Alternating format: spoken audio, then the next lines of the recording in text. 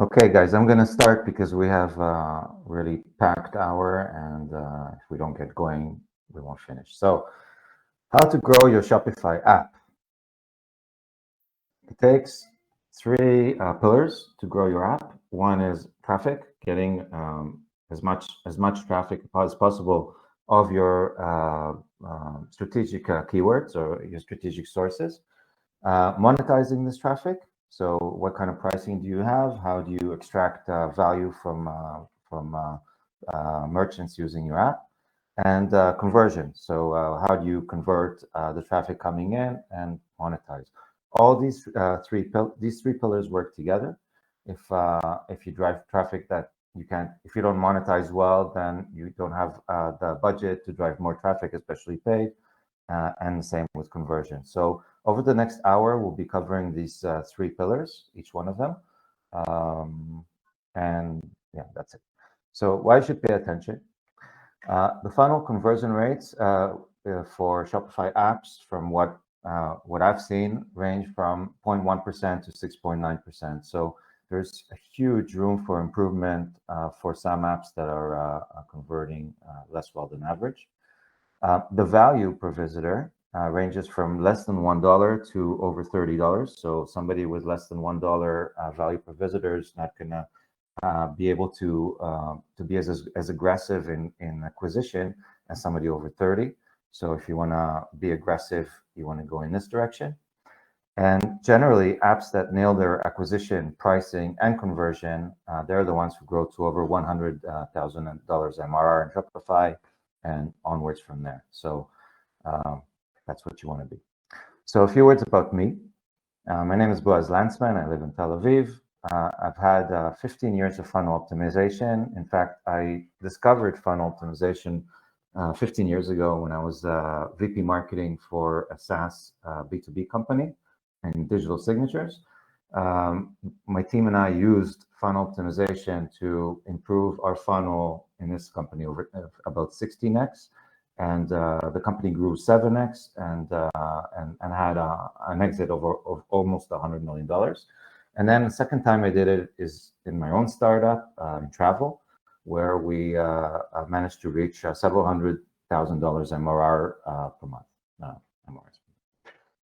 So after my last product startup, where I also improved the funnel, as I just said, I started working as a consultant to SaaS companies through Convert2X about 4 years ago. And over the last 2 or 3 years, I pretty much started specializing almost wholly in Shopify apps. And these are the companies that I founded. So from this specialty in Shopify apps came the latest venture I'm working on, which will be released soon, which is very relevant for you, which is called Price, and that's a Shopify app growth platform, which I'll show you very soon how you can use to actually grow your app for free. On top of this, I recently analyzed funnels of the top 50 leading Shopify apps to see what can be learned from there. And all this experience and analysis is what I'm going to try to present to you guys over the next hour, or less than an hour. Please connect with me on my LinkedIn. If we're not connected yet, I'll be happy to connect with every single one of you. So LinkedIn, Boaz Landsman, my name. You can even do that right now. So the structure of this webinar is we start with the intro, which we're almost finished with. Then we talk about user acquisition. Then we talk about pricing. Then we talk about conversion optimization. And then we do a full funnel analysis of one of the best Shopify funnels that I found. Of the 50 I looked at, this is one of the top 4. And then we have open Q&A. So if you have questions, like I said before, please send them to me, and when we get to the open Q&A, we'll try to address them. So let's start with user acquisition, and let's have a poll. So it's my first time using this software. Hopefully it's going to work. I'm going to try. So I'm sending you guys a poll. Please vote.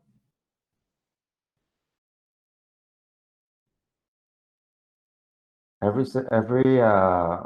means that you use currently, please indicate that.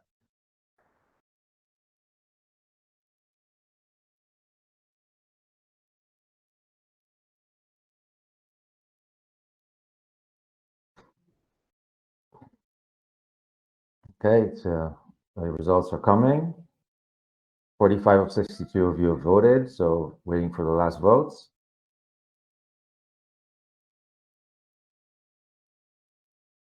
Okay, perfect. Let's publish the results and share with you guys. Okay. Can you see? I hope you guys can see the results. If not, I'll read it to you because, as I said, first time using the software. So 67, two-thirds of you use App Store page SEO. 58% use Shopify ads. 41% use Google ads. 26% use Facebook ads, and 34%, a third of you, use also other performance marketing. So interesting. Go back to the presentation. So if for those two-thirds that use SEO for your App Store page, there's a big question of which organic keywords should you focus on, and what do you want from these keywords to focus on? You want actually two things. One is you want high volume, because otherwise you pick some niche word that as a keyword that nobody's searching for, it's not going to move the needle for you. And of course, you want this traffic to convert. So you need both things. You need keywords that have a lot of volume in terms of searches, and you need them to convert for you, for your app. When you go to PPC, which PPC keywords should you focus on? So again, high volume, because it's going to be small niche. It's not going to move the needle. But here you don't have to, it doesn't necessarily have to convert. It just needs to have positive ROI. If you're paying $1 and your App Store visitor value from this traffic source is $2 or $3, then it's good business. So this is, what you should be looking for. But how to know this? How to know keyword volume, conversion, and ROI, given the issues with the Shopify funnel, which is that you can't know. For sources that you know from Google Analytics, you don't really track them all the way. You don't track them, not really. You don't track them all the way to the install and to the subscription and to the paying customer. So since I've been doing this consulting a long time ago, I already realized this issue, and because I had access to all the data for my clients. My co-founder and I managed to find a way to bridge this gap. And this is what we're developing with Price. And Price can actually answer all these questions. And Price is free to find your keywords. So you can go while I'm talking or later, whatever you like, to Price and sign up for early access. We expect to launch in April. Hopefully it's not going to bite me if we delay by a month, but really next month it's supposed to launch. So once you know your keywords, what do? The first thing you do is you use them for App Store SEO. So how do you use them for App Store SEO? First of all, once you know your top 5 keywords, and this will be presented as in suggestions in a few weeks, so you'll really get them easily. But if not, you can download the CSV and analyze it. So you can find your top keywords and enter them into Shopify Partner Admin, which I hope you know that you can do that. And if not, then check it out. Okay. You can also add keywords to your app name. If you're not doing that, you're really missing out, because this is probably the most important in terms of driving relevant traffic to your App Store page. And the second thing after that is adding keywords to your app subtitles. So an example, this is an app that uses gift cards and loyalty as their top keywords in their app name. Okay. And then also in their description, which is what comes below this, they use gift card, loyalty programs, referrals, store credit, and rewards. So all their keywords are app card and subtitle. Also, you can use the URL in Shopify to enter your keywords. Here's an example. This app, Avada, email marketing. So they use the keywords for their URL. You can also use the app description, which is the bold part. I'll show you the bold part that comes under the images in your App Store page. So you can, so in this example, they use email marketing, newsletter campaigns, pop-ups, and emails as their as the keywords that they promote here. This is because it's big and bold. This has some weight in SEO. So you can enter your keywords, but it has another purpose, which is the value proposition. We'll talk about that soon. So that was the app description, and the last two are bullets and the general text underneath this app description we just showed. So here's an example. They start with value proposition in this part, and then they start talking about their top keywords: countdown timer, stock countdown, free shipping, and also in their bullets, countdown timer, stock countdown, image labels, and so on.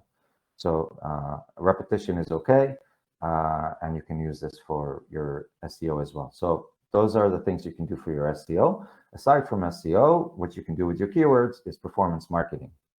So we're not going to go deep into performance marketing, but here's a suggested 6-month growth plan if you haven't started doing performance marketing, or if you just did a little bit and you want to expand.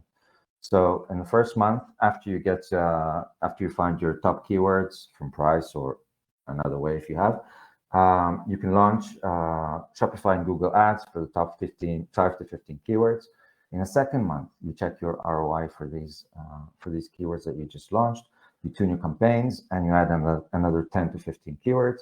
The third month, you turn your campaigns and you add another 10 to 15 keywords. The fourth month, you continue tuning your campaigns, adding keywords, and you launch Bing. The fifth month, you continue to tune your campaigns and you expand Bing. And the sixth month, you continue to tune your existing campaigns in Shopify, Google, and Bing, and you add platforms such as Facebook, LinkedIn, TikTok, Instagram, wherever you think your potential customers are present.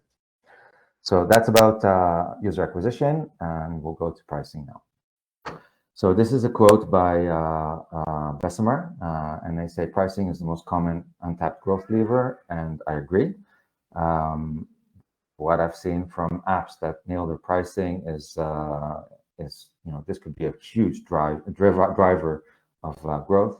So let's dive in. So first of all, poll. I'll send it out. Hold on a second.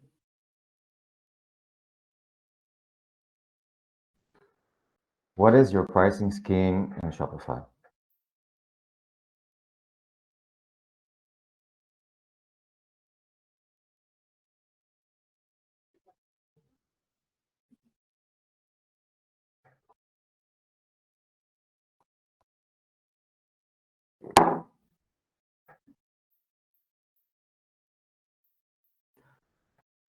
Half of you have answered, so come on, a few more.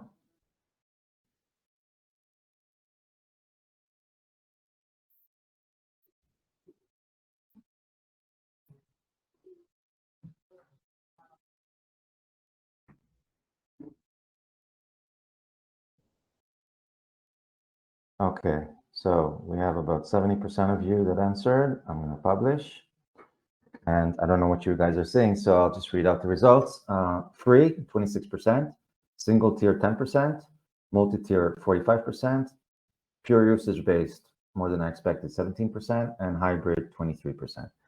So the most popular is multi-tier, and then free and hybrid, which is interesting. So back to the presentation. The common pricing schemes in Shopify, free is more common than I thought, evidently.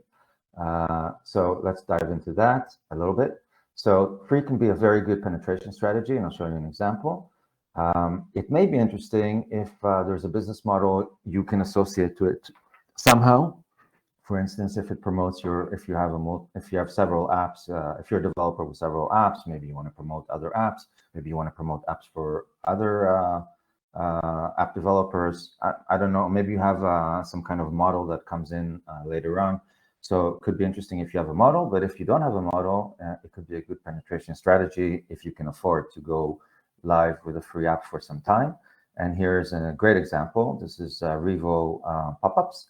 It's free, and they've been free for maybe a year since they entered the App Store page, if I remember correctly from when I looked at it. And if you can see here, they have almost 4,000 reviews and a 5-star rating. So I'll be surprised if they don't switch to paid at some point. And when they do switch to paid, they already have a mass of reviews of appreciative shops that get a free product that works well, and then they can continue to dominate or be one of the dominant actors in this market. So interesting go-to-market strategy. So that's free. Single tier. Single tier. The good thing about single tier is that it's simple.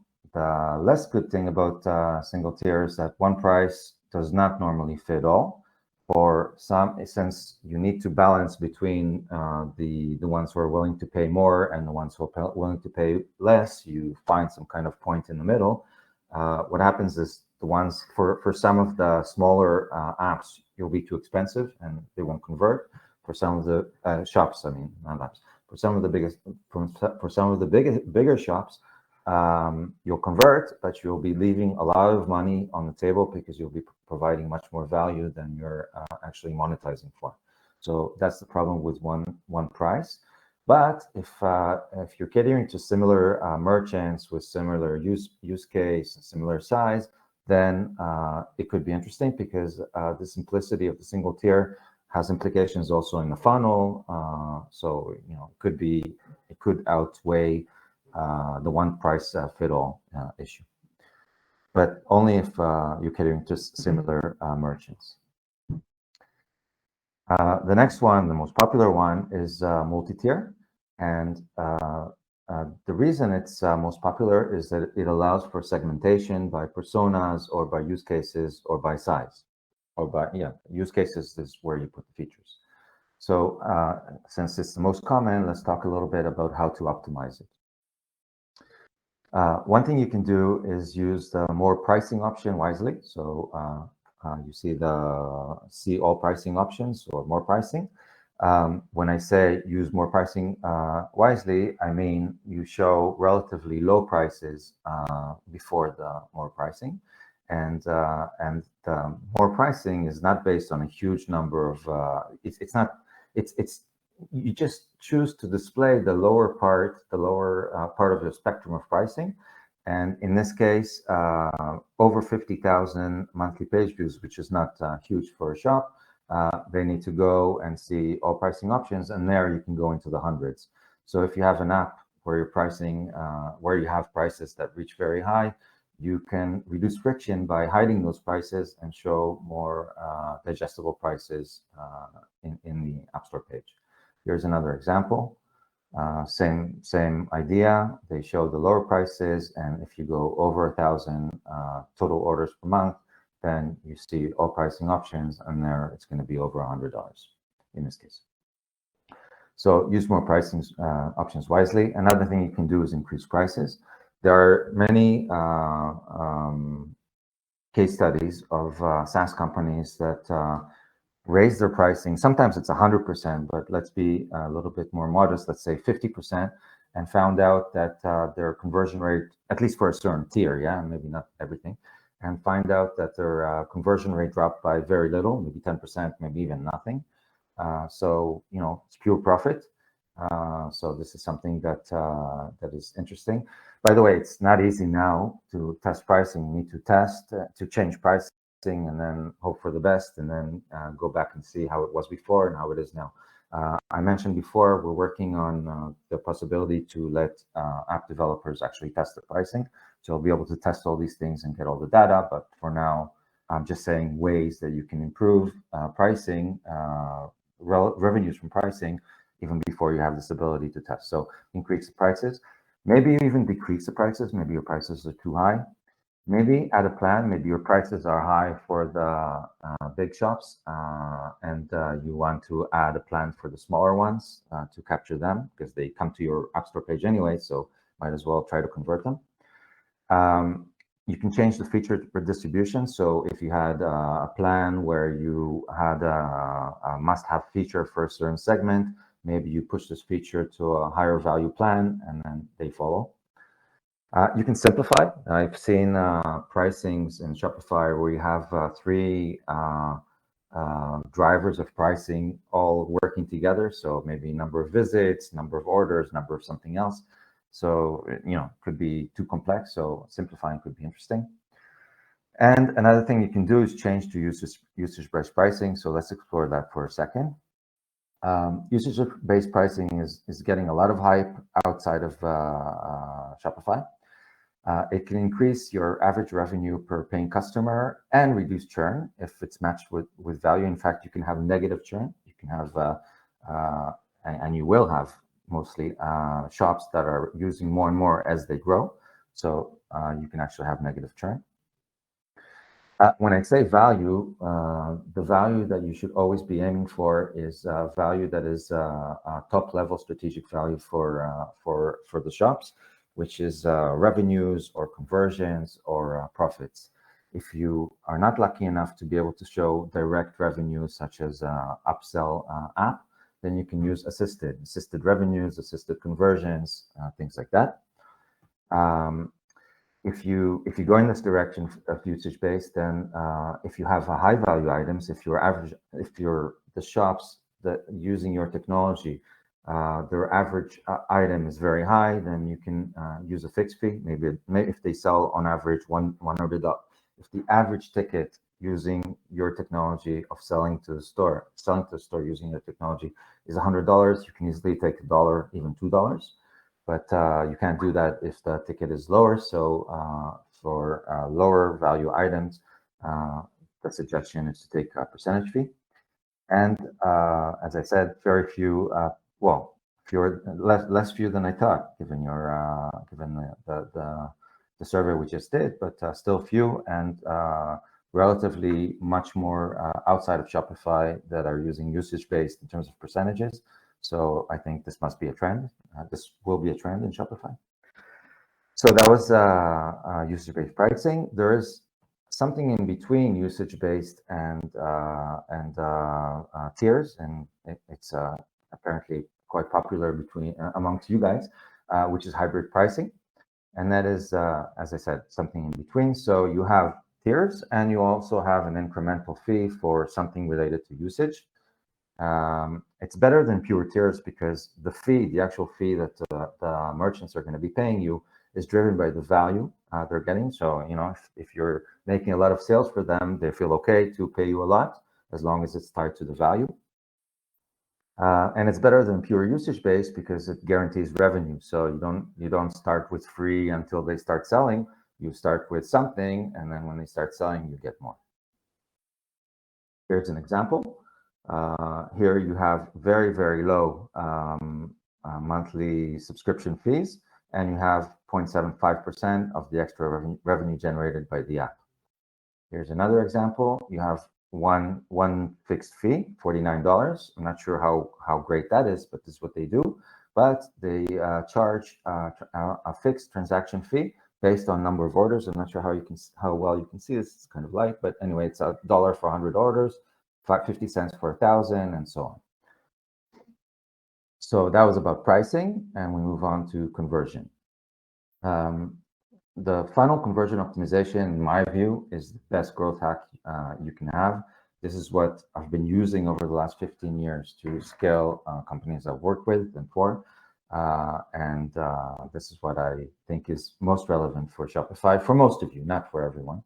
And why do I think that? Why do I think funnel conversion optimization is the best growth hack? Because if you increase your conversion rate by 50% on your funnel, this is equal to increasing by 50% all your traffic sources without the acquisition cost. I'll explain. Let's say you convert at 1% and you have 1,000 visitors to your App Store page from various sources. If you convert 1%, it means you get 10 paying customers from these 1,000. If you improve your conversion by 50%, it means from the same 1,000, you get 15 paying customers. To get the same 15 paying customers without improving the conversion rate, you would need to increase the number of users you drive into your shop to 1,500, and then 1% of that is 15 paying customers. and of course, you need to pay for this acquisition. So it's much better than focusing on traffic acquisition if you have the potential to improve the funnel. And what else you should also know that the funnel conversion rates I see range from 0.1% to 6.9%. So imagine someone with 0.5% or 0.6%. The amount of improvement they can have on their funnel is huge. Even if you have 1%, you know there are apps out there that get to almost 7%. Still a huge amount of improvement you can have. And as I said, 50% increase is 50% increase in revenues from new customers. The average visit to paying customer from the apps we have connected as betas to price so far is 1.6%. The median is 0.9%, which means that half the apps that we have less than 0.9%. And as I said, the highest app we have so far, and we're going to have more apps and we're going to have probably a higher percent, is 6.9%. So huge potential for improvement. So as I said, most apps can significantly improve the conversion rate, and the best funnels. So if you improve your funnel and you improve your conversion rate, then you're much more efficient at converting traffic that comes into your App Store page, which means your value per visitor increases, which means you can be way more aggressive in marketing. And I've seen apps that are so successful in converting that they actually buy traffic that is not searching for something related to their app. They just know they're going to convert and they're going to get ROI, so they do this. So the first thing we're going to look at for conversion optimization is the app card.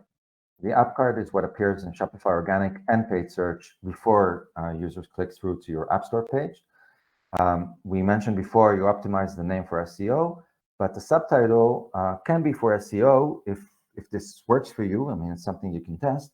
But often you try to aim for two things at once. One is SEO and the other is click-through rate. So an example, this one is for SEO only. So app name always, rewards almost always is SEO. Rewards, loyalty programs, their keywords. Their descriptions, rewards, loyalty points, rewards, reward program points, and referrals. So pure SEO play here. And in this one, same niche, also loyalty. Loyalty and rewards they use in their name, but in their description, loyalty points, rewards, and referrals to retain your customers. So they try to make this into a value proposition to increase CTR. I'm not sure which one works better, but these are the two approaches. And for me, I like to also make sure we cover click-through rate, so some kind of value proposition. And value propositions, like I said, are always should be related to growing your sales, to getting new customers, to lowering costs, things like that. So let's continue with the funnel and focus now on. So these are the funnel steps: App Store visit, to add up click, to install, to subscribe, and to paying customer. Let's focus now on optimizing the App Store visit to add up click.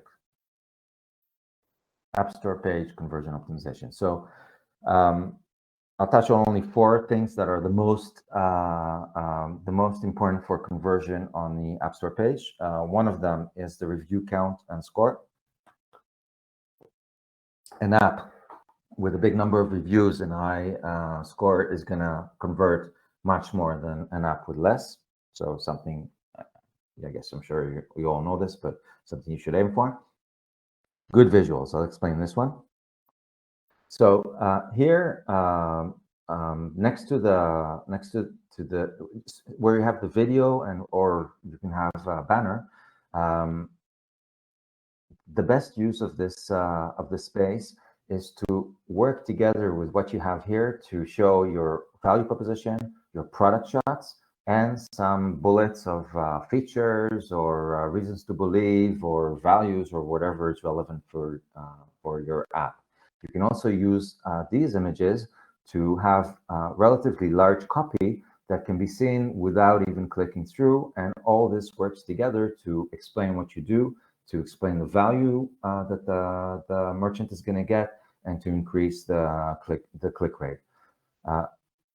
Another example is Luke's. Okay, what they do is they lead with their strongest point or one of their strongest points, the number of reviews they have, the rating they have, and their top maybe 3 features.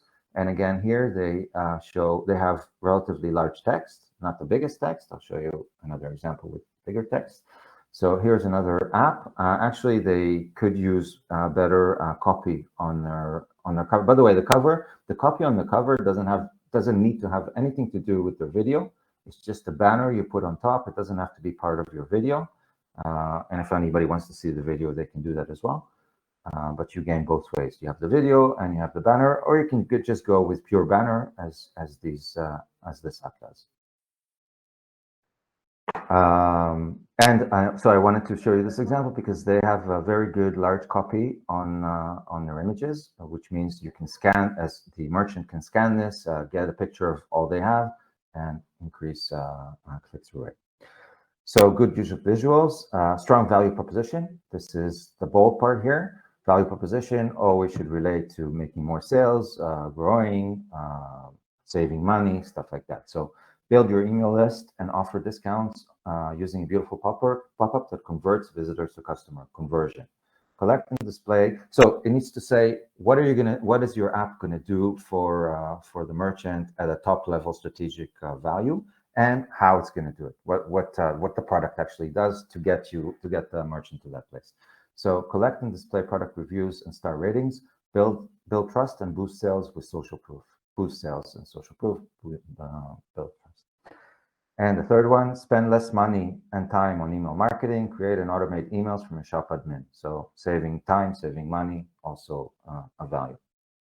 So strong value proposition. And the last one, which we already covered, so I'm not going to cover again, is having the right pricing. Another poll, last one for today.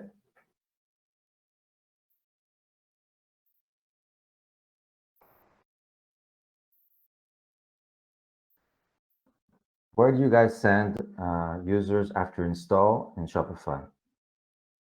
Onboarding in your app, onboarding embedded, directly to your Shopify, to Shopify subscribe page, and so on. You can see the question, please answer so we can see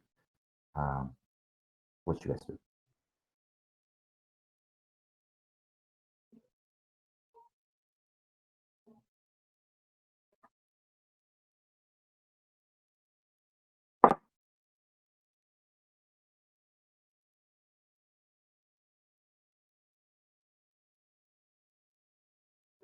Okay, 50% of you have voted, so I'll give you a minute more to vote, a few seconds.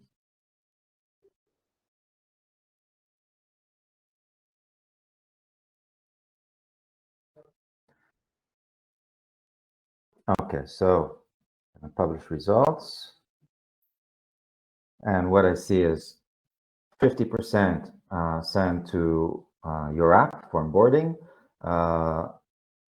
18% do onboarding embedded, 60% directly to Shopify subscribe page, 2% a page or two in your app and then to subscribe page, and 0% a page or two embedded and then to the subscribe page. Very, very interesting because nobody's getting it right here. All right, so back to the presentation. First of all, why it's important to focus on the post-install funnel. This part of the funnel is what includes most parts of the funnel, which is subscription flow, onboarding flow, in-trial experience, and monetization flow, relevant if you send to onboarding before subscription. There are many, many steps, often 20 steps until somebody becomes a paying customer, or maybe even less, even more. Many steps means many places that may be improved. The great thing about funnel optimization is that it works in multiples. So if you find step 7 and improve it by 20%, the whole funnel improves by 20%. And if you improve step 7 by 20%, step 11 by 20%, and step 17 by another 30%, you've probably reached 100% with all the multiplications. So many possibilities to improve.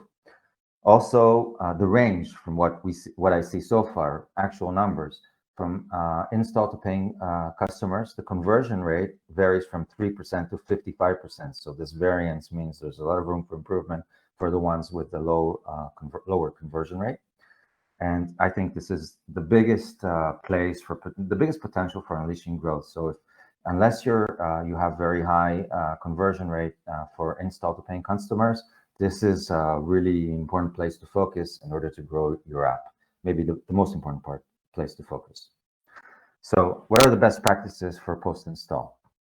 1, subscribe and start trial in Shopify before onboarding. So don't send users after install. Don't send them to onboarding. Send them to subscribe. Why?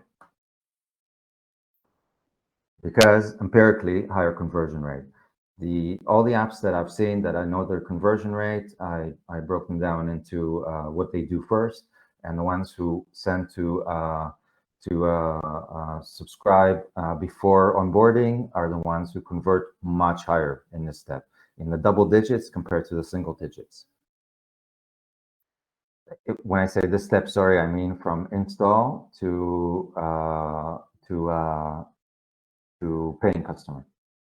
And the reason I think is that it's passive versus active conversion to paying customers. So if somebody goes to your subscription page right after install, and then or maybe a step in between, but goes first to your subscription before onboarding, and you offer a trial, the only thing that needs to happen for the customer to become a paying customer is for them not to uninstall your app and to just keep using it, as opposed to somebody who goes to your onboarding first, has some experience in your onboarding, then you need to send them still to go to Shopify and pay for the subscription. So that's my explanation, but empirically it just works better. So keep in mind. So that's the one thing. Another thing is make it embedded. By making it embedded, actually, I have a page on this. So why embedded? It has also empirically, higher conversion rate. It has a familiar look and feel. So the merchant is seeing buttons that look like Shopify. It's familiar. It's higher conversion. It's accessible from Shopify admin, so you don't have to send them for your dashboard or for whatever to your app. They can just see everything from where they hang out anyway in Shopify admin. It also allows for control friction. I'll show you how an example of how that's done. And in terms of which parts are most critical to embed, the parts are, number 1, from install to subscribe, if you go to subscribe first before onboarding, and then dashboard, where you show the actual value your app is providing, and then onboarding. So if you don't want to go all the way right away, you can start with number 1 and 2, or just number 1, and then later on go to onboarding, which might be more complex with many setup options and so on. So make it embedded, it's the second thing. The third one is deal with friction. So I'll show you. Friction means, first of all, since we spoke about this funnel from install to paying customer being very long, first thing you want to do is minimize steps. You also want to address Shopify setting issues. So if you need to change something in your settings, and if you're embedded, you can do that. You want to address these things. You want to address maximum fee in incremental pricing. So if you have usage-based or hybrid type of pricing, once the merchant gets to the subscribe page, Shopify is going to show them a big scary number of what is the maximum they're going to pay. You can address this by going embedded.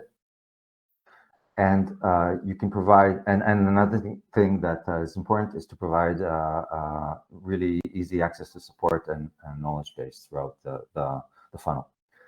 And the last thing is to optimize onboarding. So onboarding can be a webinar on its own. So just really a few points.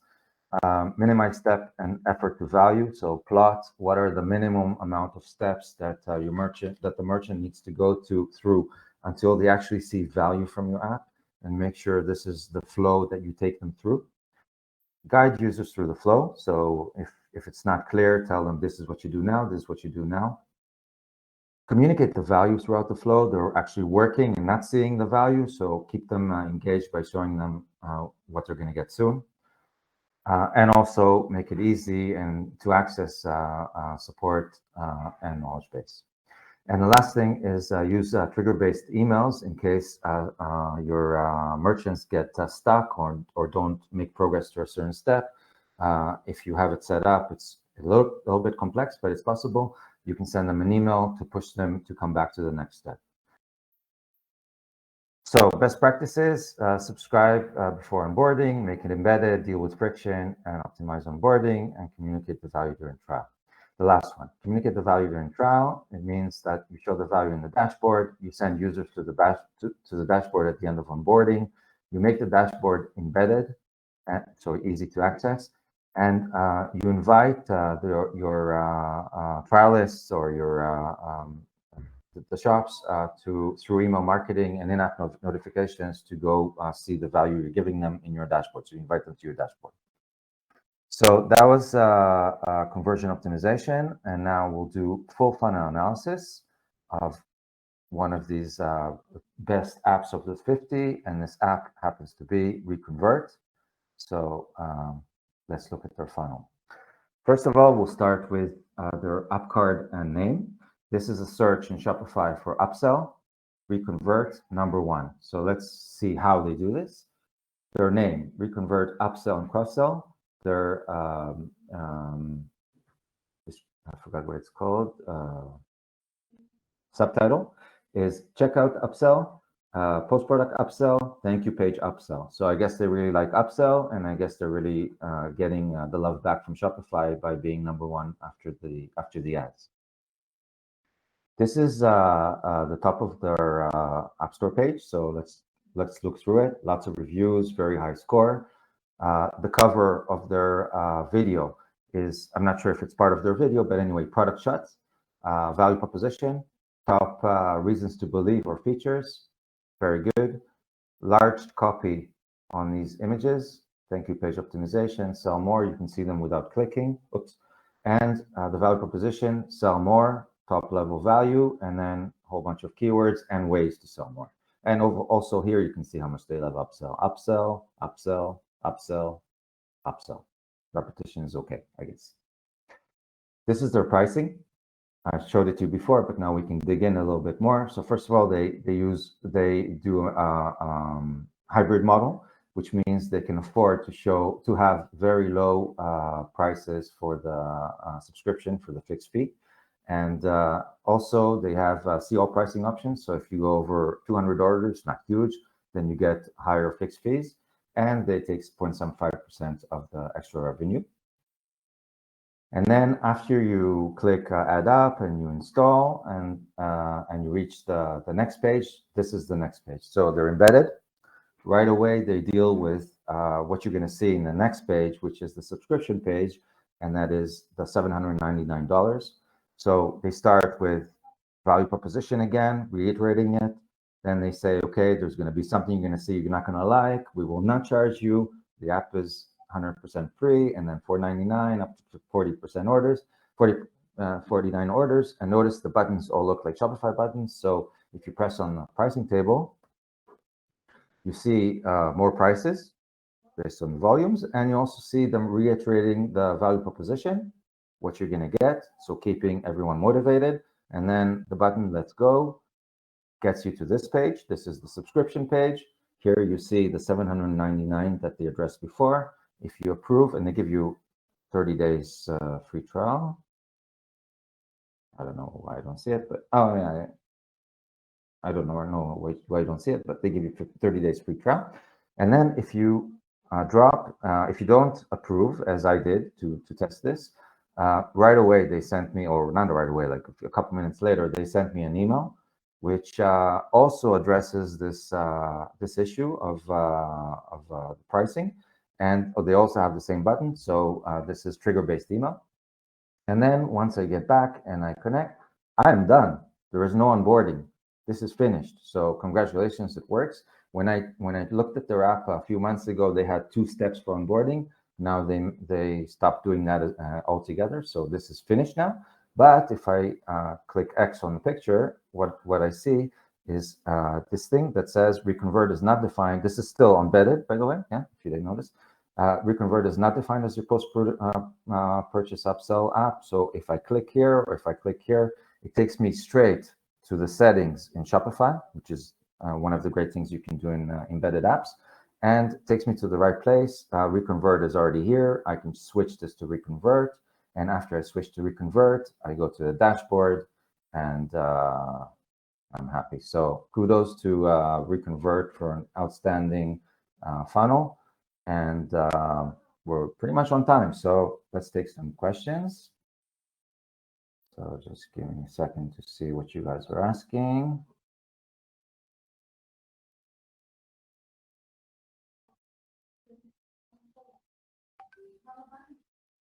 If you have questions, send them now. Try to take...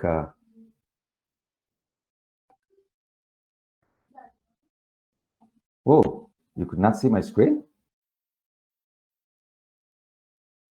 I hope you could see my screen. Could you see my screen before when I was speaking? Yeah, I don't know. Okay, which apps do you suggest for product tours? I'm going to share some of the best funnels, so you can look at them. What do you mean asking them to approve a plan before sending to onboarding? So if you have if you have several pricing schemes before subscription, I mean, not onboarding, they need to choose which pricing tier they're on. Because in the subscribe page, it's already set with a specific plan. So they need to choose this before they go to the subscription. How do you optimize Google and Facebook ads for conversion? Well, if you're using price, you can see which ones convert, which keywords, which sources, and you can optimize. Yeah, well, I hope you guys could see my screen. What else do we have here? As part of what do you think is... When I presented the dashboard of price, it didn't. You couldn't see my screen. Too bad. So let me show you to you quickly for those still around. Sorry for taking more of your time than intended, but I think it's valuable. So hold on a second. Can you see my screen? See my screen now? Just a slide deck, okay.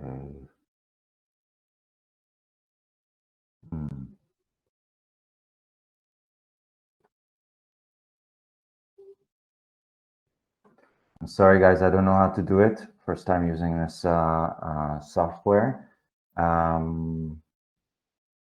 Yeah. It's going to be live in a few weeks, so please just go to price.io, sign up for, or you can see screenshots there and sign up for early access, and we'll get it to you soon. Okay, I'm gonna end here because time is finished. Thank you all for attending. If you have follow-up questions, you can email me at boazl@convert2x.com. Like I said, you can register for early access to Price, so it's going to be available for you guys very soon. It's free to get all your back data and for the first week, and then if you want to keep using it moving forward, it's not free. But you can get a lot of insights from connecting. Thank you all for attending. I hope you enjoyed it. I put a lot of work into it.